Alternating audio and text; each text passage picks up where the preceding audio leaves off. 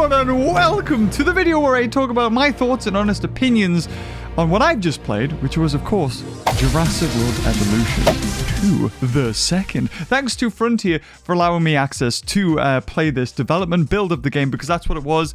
Of course, it was not finished, and of course, I've still got a lot of things to change, and a lot of things I'm going to discuss is critiques or maybe possible improvements that I think Frontier could make to the game in order to make it a better experience.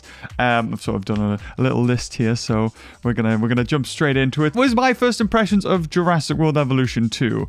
Before going into it, I was a little bit hesitant. From everything that I'd seen of Jurassic World Evolution 2, it just felt like Evolution, but better. Like things that were implemented by mods or later DLCs that made the game just a better experience, but this time it was in there from the start. But actually, after playing the game, there's a lot more micromanaging that comes into the gameplay. Some for the better, some for the worse, and we're going to get into that. First thing we're going to talk about, I played two of the campaign, or two modes I should say. Go watch them. They're up there somewhere. I don't know. Go check it out. Had loads of fun. So we'll talk about the campaign mode. A lot of the Jurassic World Evolution OG cast, like the originals from that game that never existed in the Jurassic World franchise beforehand, come back, as well as Cabot Finch. And you take control of, or you try to rebuild a poacher lair that went wrong and apparently everyone died.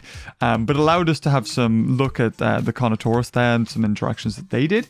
And a new feature that they're kind of trying to implement, I think, and there was a lot more in the challenge mode, so I'm not going to stay too long on that campaign mode. But if we look at the menu, there seems to be two dinosaurs that I was like, hold on, what are those? I don't recognize those. One's a pteranodon and one is an actual dinosaur. The one that's a theropod I didn't really recognize, so maybe that's a new species that we haven't seen before. And the other one being what originally I thought was a Jurassic World pteranodon skin. The Lost World pteranodon. I think I said Jurassic World, didn't I? The Lost World pteranodon.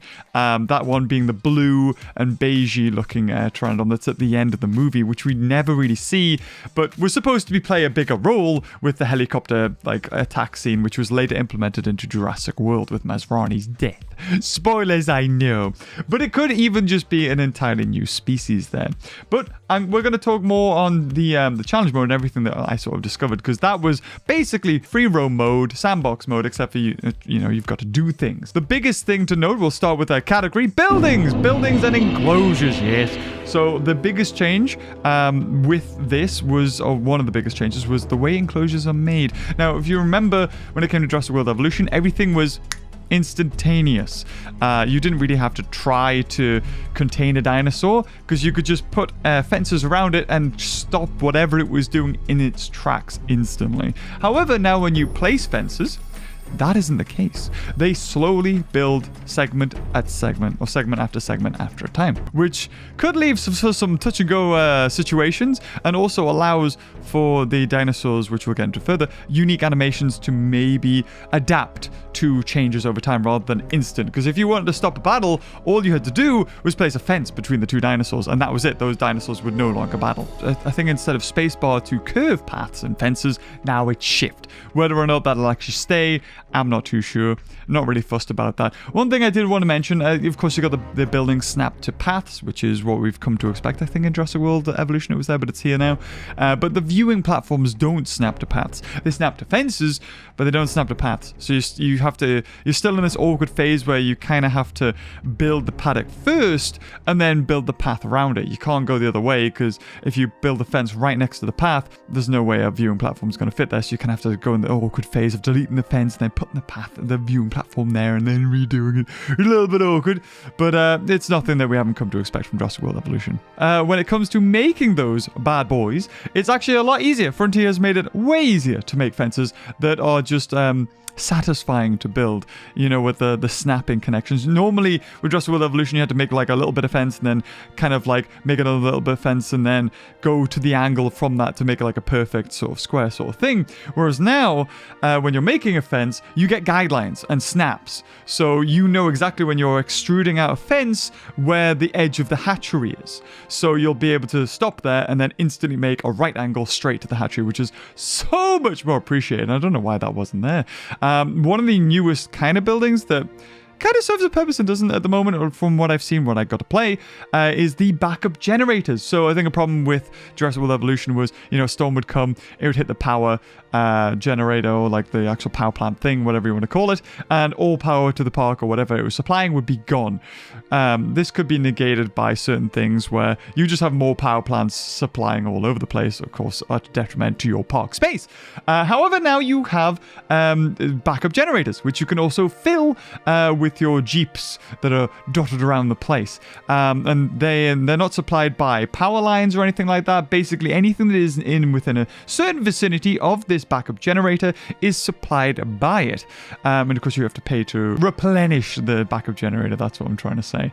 It's quite interesting. I'd love to see how further on going, how that's going to work, but didn't really get to see too much of that. But I do want to say the biggest thing with buildings and the way you play, you have veterinary buildings. So usually you would have your Jeep and the old one go in and dart a dinosaur to make it, healthier and better. Whereas now, if a dinosaur is captured from the wild or if it's went into a battle, you need to scan it with a big, it's very reminiscent of Jurassic World or the Lego Jurassic World set, where it's like the ambulance thing. You need to go into the enclosure, scan the dinosaur, and then sedate it, transport it to the medical facility where the problem will be identified and I think fixed. I don't remember fixing it. I think it was fixed there. Totally new building at the moment. And speaking of differences in buildings, the research, or should I say the genetic and the fossil extraction research has changed. So normally you would have about 4 or 5 slots and you could research more. That's kind of there. However, what it used to be is just a single, like an amber or a fossil would be this, it would take up the same amount of slot. It would take up 1 slot. Whereas now, depending on what it is, it takes up multiple slots, which led to a little bit of confusion when I first played this, because I was like, what?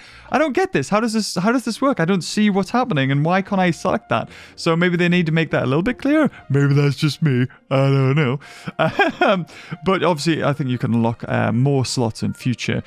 Just something to be aware of, that kind of has changed. And also, you can't just sell minerals or gold and stuff like that. You kind of need to research them as well, which makes when the fossil teams come back a little bit slower, because not only, it's not instant money. It's like, oh, they come back, oh, I can sell that. No, they come back, you not only have to put it in and take up more slots and take time, you have to assign researchers to do so. And researchers, oh, that's a whole loaded topic. Bear with me 1 second before we get there, because I want to talk about the genetics, because this is one of the biggest parts of playing the game, is genetically modifying your dinosaurs. And before, you would have a skin node, and you would select from a, predetermined Tygia, Savannah, all that jazz dinosaur skins. And you wouldn't know what they look like, because it would just show you the colors that might be there, and that would be it. However, now you get 2 categories for the skins. You get a sort of a base skin, and then you get a pattern.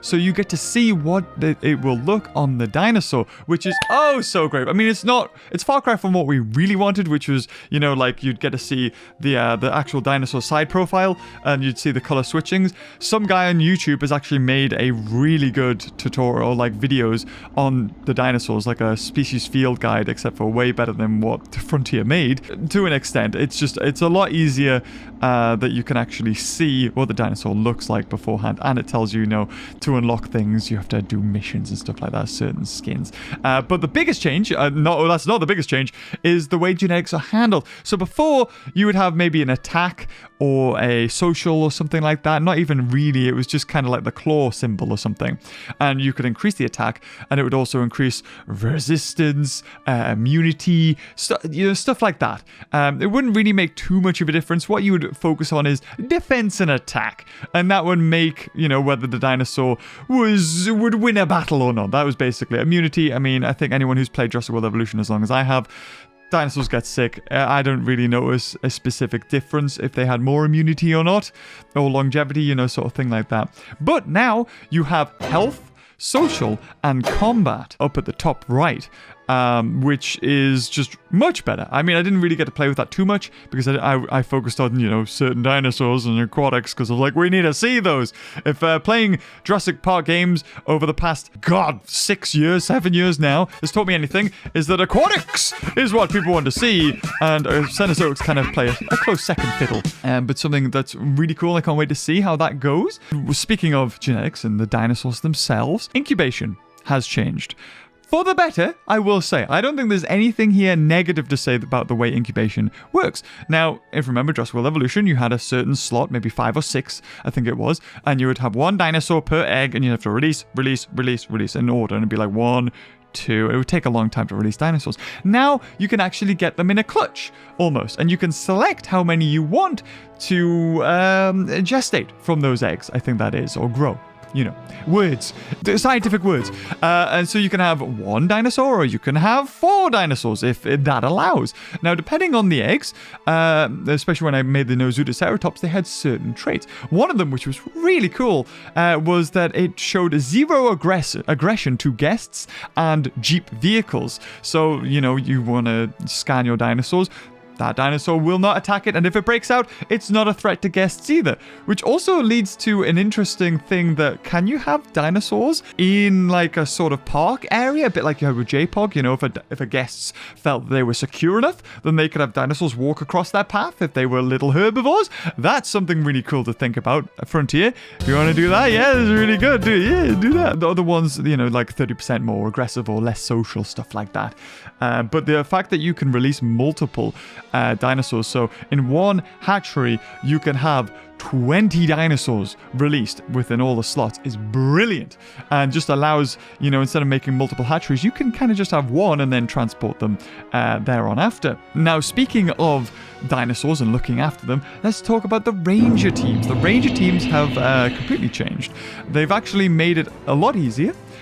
So the Jeeps go in, they're the ones that check on the dinosaurs. Now you have a specific building, it's like a ranger sentinel thing. It's like it sort of surveys the dinosaurs. And it's how you actually keep tabs on your dinosaurs. Something that wouldn't happen in Jurassic World Evolution is that your dinosaurs needs change depending on what dinosaurs they're sort of bunking with. Or they live with, or if certain things, more environment or environmental changes happen. And the way to keep on top of this is by putting a tower inside the enclosure, or near the enclosure, I think. It doesn't have to be inside, as long as it's covered. That the Jeeps can now make, you can make a route so they go to one, to the other, to the other. So they're constantly being moved around the park, which is great. Then they're just sat idling, waiting for you to go, oh, does someone need to be vaccinated? All right, I'll go. They're actually doing jobs, which is really cool. So, you know, you might be thinking, oh, I need to vaccinate that guy. Oh, well, the Jeep's already there. Brilliant. That's great. Instead of just going, I'll send a flare there because I'll need him in a second. However, now the helicopter, or the sort of ranger team, I guess you could call it, is how you dart dinosaurs and sedate them. And what you would have to do is normally you would, especially to transport them, you have to go into the ranger thing, click transport, then click a move. Now it's a button on the left of the main screen. So moving dinosaurs is a lot more easier. And I can't be more grateful for that. They've really sped up that process. However, speaking of speeding up processes, P is still not packed in Jurassic World Evolution 2. And I don't know what their aversion is to it. It would be so easy to have a hotkey just to go path. And I don't know whether this is just because that, you know, they're making for consoles as well, and P isn't something that's on the Xbox controller, even though you have other letters, but P isn't one of them. So I can kind of understand that, but it'd be really nice just, you know, to have that ability to easily do that. Now, on to the biggest change. Again, I'm pretty sure he said that about 5 times already. Everything in the game is affected by this. Researchers. Oh, what a interesting and also headache-inducing update this is. So in order to do pretty much anything, you need to have researchers. You have researchers to research. You have researchers to make dinosaurs. You have researchers go to dig sites and dig up dinosaurs. Anything you can think of that you want to do in this park, except for anything the rangers and stuff do, researchers need to do. Now, this isn't too bad. It's all right. Researchers on a base level have a salary, an experience, and a perk. So maybe they're cheaper to, their salary's down, or they work longer on projects, or they're better at doing genetic-y things. They also have stat bars. So they have a logistics stat, they have a genetic stat, and they have a welfare stat. Now, all of these things come into play depending on what the scientist or researcher is doing. So they might be a generalist and they're kind of good at everything. But really, you just kind of want a balance. Depending on what you're researching, you might need to assign multiple researchers to a job, which means that they're kind of hanging back and you can't really do anything else because all your researchers are preoccupied. So there's this kind of juggle in your head of how to use your researchers the best way possible, which is interesting. But at the same time, it's just it feels like another headache. In Jurassic World Evolution, or even in this one, Jurassic World Evolution 2, you're making dinosaurs, you're doing fossil sites, you're researching, but you can't do this all at once because your researchers are kind of preoccupied, and it kind of puts a timer. But that's one thing that is good about this game, is there is a speed up option. You can also pause the game. You can pause it, you can play it, you could do twice speed or 3 times the speed. Either way, there's 3 arrows on that one, which is really nice because it negates a lot of the waiting that can happen in Jurassic World Evolution. Sometimes it's nice to just speed through things, and it would be interesting to see how a speed run, if you can even do a speed run, works, and maybe implementing the speed up time is a lot better in certain areas, or it'll be interesting to see how that goes. One thing, however, and I didn't really think this was going to be an issue, is the faces.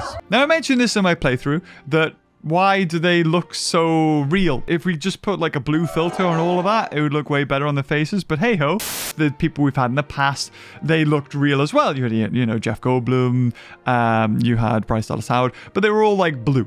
And the thing is, this from a stylistic point of view, for me, everything is blue, and it's still blue in Jurassic World Evolution 2. So why aren't the faces blue? I don't know, it just feels weird.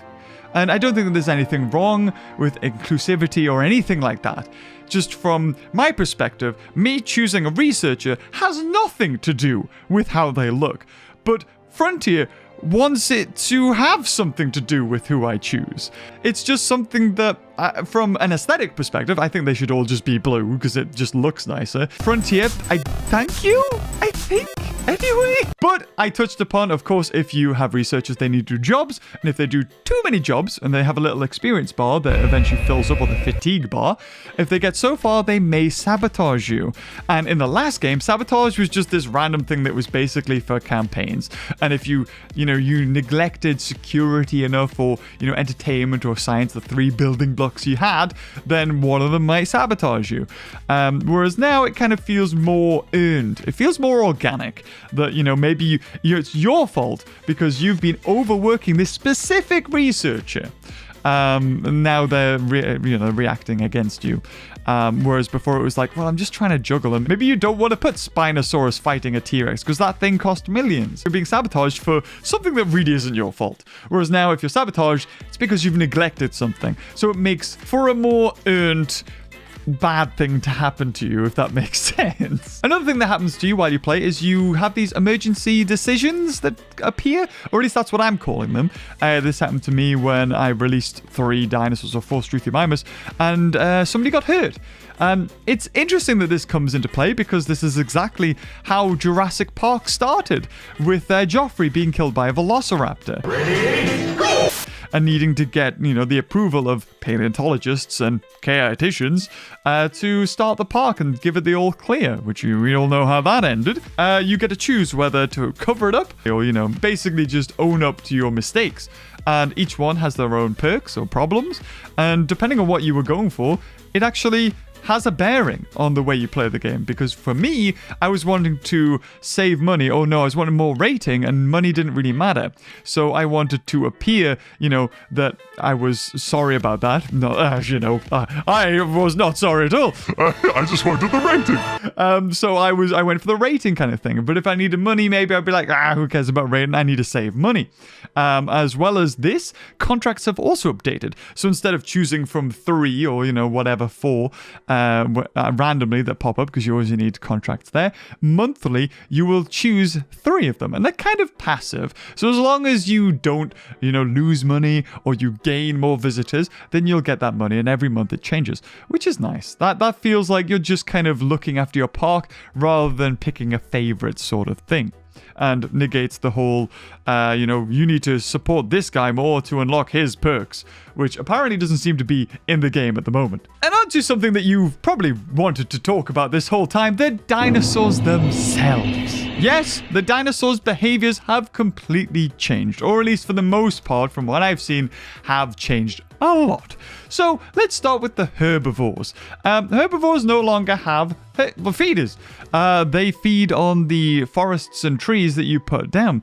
And depending on the dinosaur, they might be, low leaf litter grazing, or they might be high grazers. And depending on how they eat, you might need to put those types of trees and stuff in there.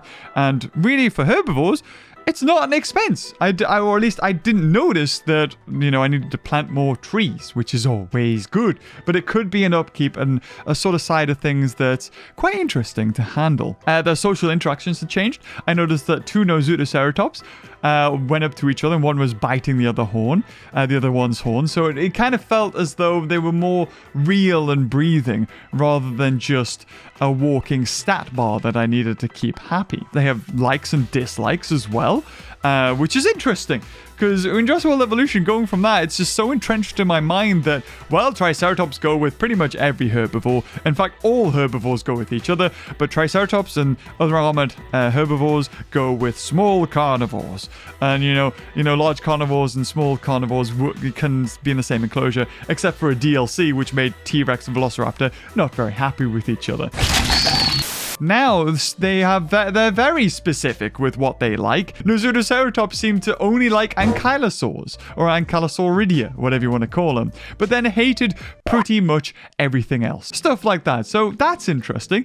And another one is that you couldn't normally have 2 types of carnivores in the same enclosure. So if you had a Carnotaurus and an Allosaurus, it would be inevitable they would just kill each other. But now, Carnotaurus and Allosaur actually really like each other.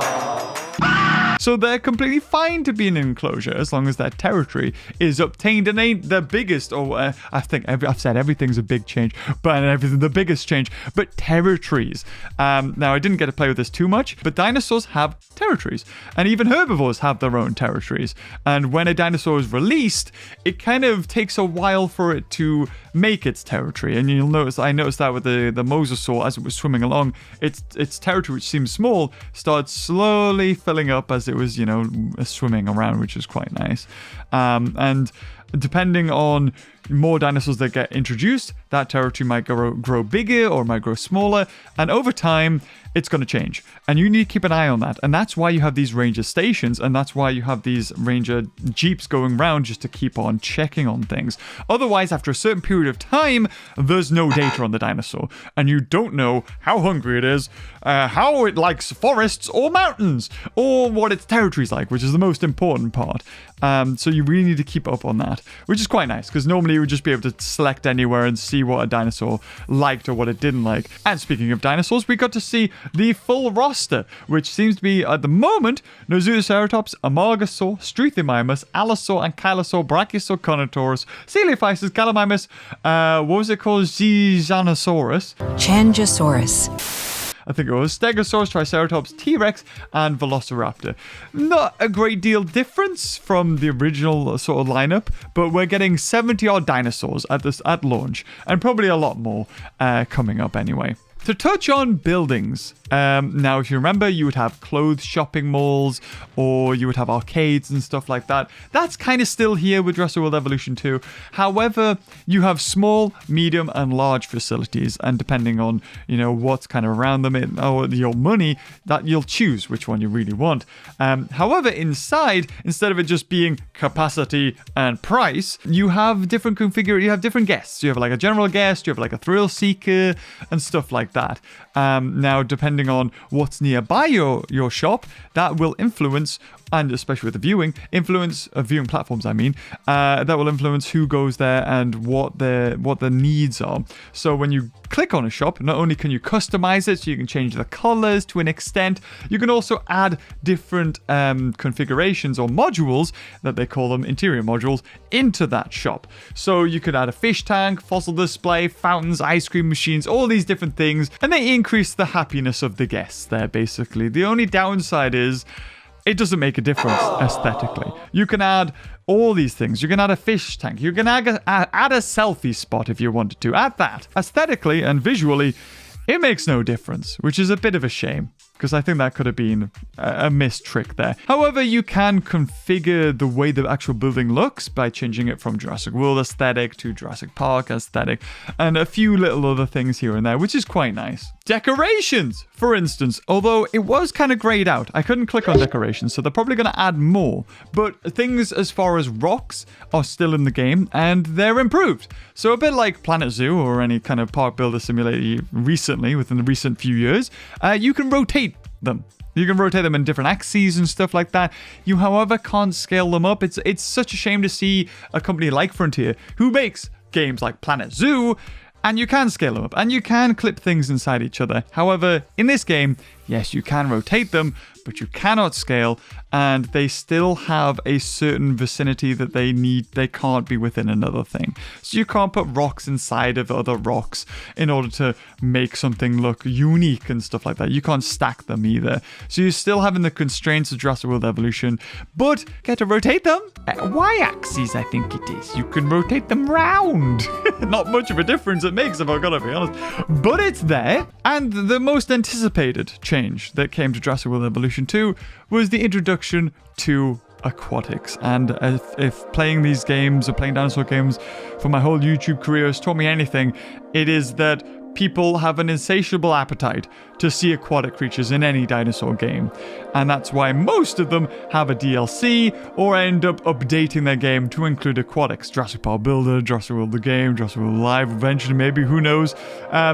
Have this sort of thing eventually happen. It's a big push. So with Jurassic World Evolution, it was thought for a while that aquatics would be in the game, seeing that Mosasaur was kind of the show stealer in the movie, but it never materialized, unfortunately. However, in Jurassic World Evolution 2, you do get aquatics, and that's precisely what I went to do. So let's talk about aquatics. I didn't spend too much time on aviaries, because pretty much everything I'm going to say to lagoons and aquatics applies to pteranodons and aviaries. So they all have their unique viewing platforms, a bit like in Jurassic World the movie, where the platform can go up and down to see the aquatic creatures underwater. You can do the same in here. However, you can have to do it yourself, and from what I've seen, it makes no difference whether it's up or down. If I was just to lower the stand, like, let's have a look. So 35, 21, 33, I lower the stand. No.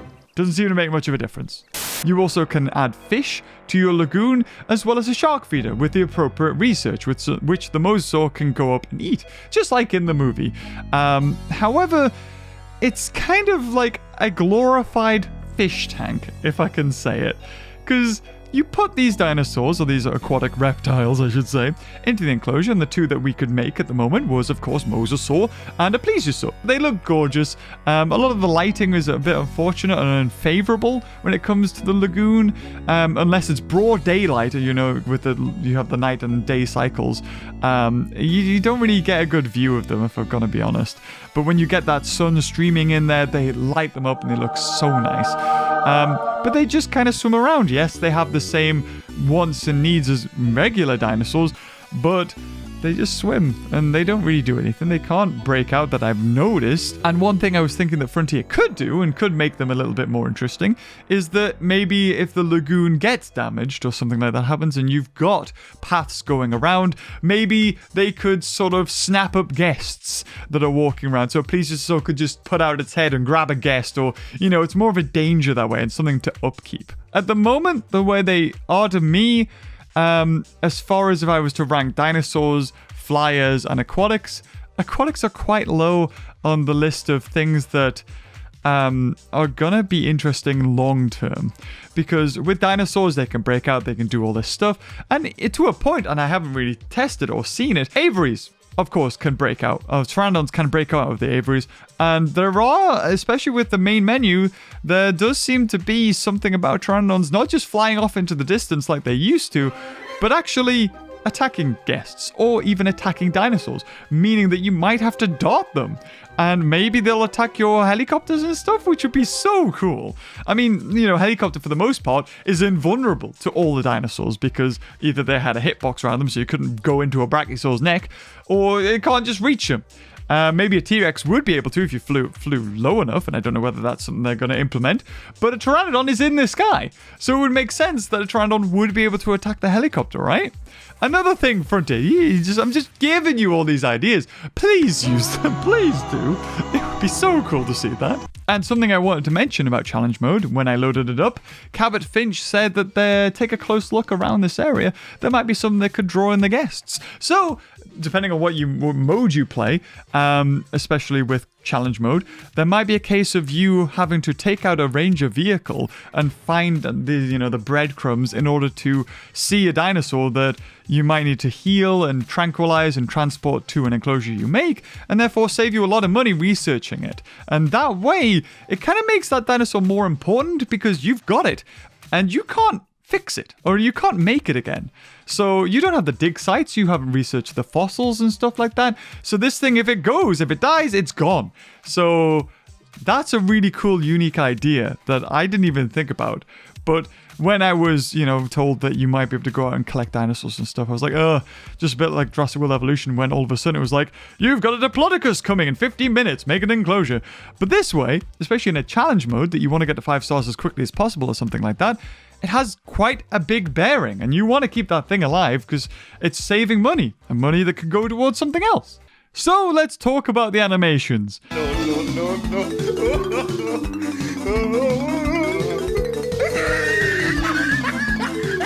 They can either look really good, or they can look weird.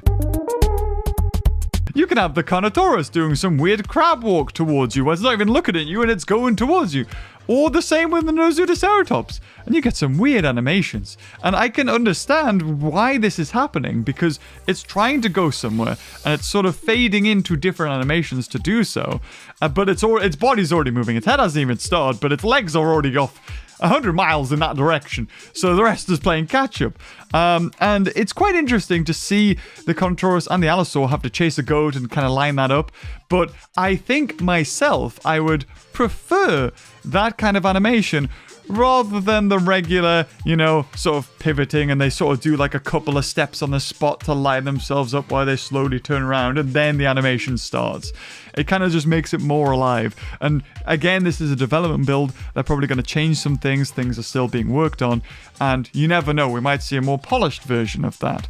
But as far as animation goes, with the social interaction, I saw 2 Carnotauruses sort of battling each other. And that's another thing. Dinosaurs have a lot of stats. I mean, we used to have the attack and defense stats that we're used to, but now you've got base dominance, you've got stamina, which I'm assuming has to do with battles. So maybe one dinosaur has more stamina than the other, and if it's able to last longer, it'll be able to defeat that other dinosaur and stuff like that. You've got diet, you've got metabolism, there if I can say that word, resilience, which we've come to expected lifespan, age, status check, which is the new thing that the Jeeps do, and health recovery, which is always something that was speculated at. It always felt like in the other game, Jurassic World Evolution, Indoraptor healed faster than most dinosaurs, or Acrocanthosaurus healed faster than other dinosaurs. So now we actually have a stat for that. So that seems like something that in the genetics, in the health category, would be able to change. Not only do you have kills and fights recorded, but you also have fence broken and scars, which is the new thing. I think we always had fences broken or breakouts or something like that.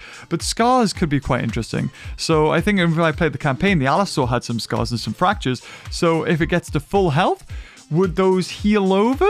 And that way, not only is it just, an Allosaur, it's the scarred Allosaur. It has a story to tell behind it.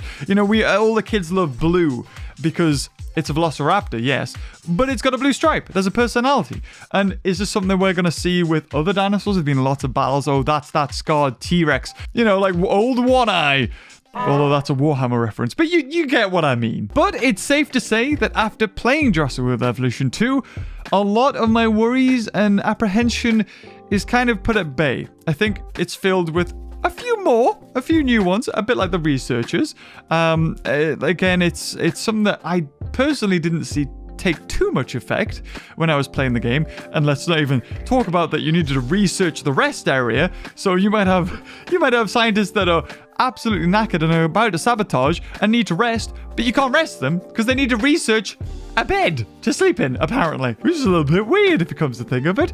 But apart from a few qualms that I have, especially with the lagoons, because I think Avery's, I mean, I didn't get to see the Pteranodon or the Morphodon, but, you know, I've seen them in plenty of other games, and especially that we've had Averys in the past with Jurassic World Evolution. It was nice to play around with the lagoons, get to see that, like, how that works a little bit more.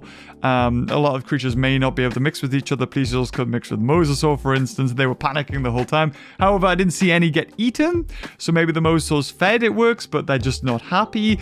I don't know, maybe people won't like that, but it has been a lovely experience to play this, and I'm even more excited to see just what happens in the future with the environment damage stuff, the snow storms and things like that, and all these different things that can happen. But if you enjoyed this video, leave a like, tell me what your thoughts are on Jurassic World Evolution 2. What are you most hyped for? What are your concerns, maybe grievances that you've had with maybe my footage or, you know, somebody else who's played the game who showed different stuff?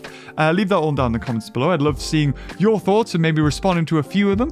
And until next time, I'll see you cuties later. Oh, bye-bye.